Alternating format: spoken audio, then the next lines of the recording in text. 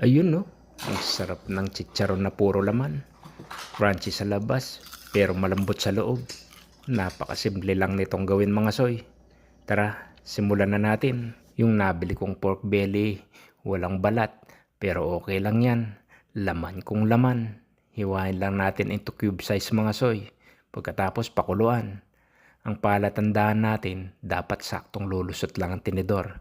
Nilagyan ko na rin nga pala ng asin yan. Huwag pa sobrahan sa lambot mga soy.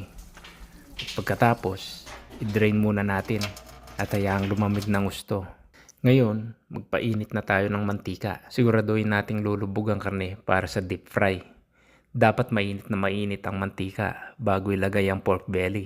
Ang ginagawa ko, sinusubukan ko muna ang isa para sigurado. Kapag okay na ang init, ilagay na lahat. Haluin lang natin every 30 seconds para pantay-pantay ang luto. Kapag nakuha na yung tamang luto na may pagka golden brown, hanguin na natin. Ngayon, palamigin muna natin ang mantika.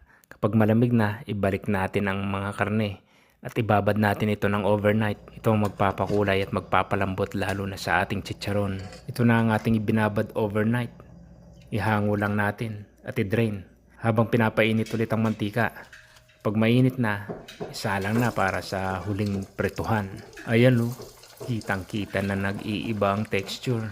Huwag lang masyadong patagalin sa huling prito dahil kapag tumigas ang karne, mahirap nang kainin. Ito luto na. Napakasarap ng chicharon natin na may laman mga soy. Bagamat walang balat, kaya walang lumobo.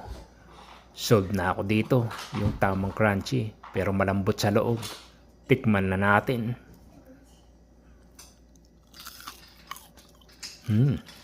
Sarap niya mga soy. Manganta mo.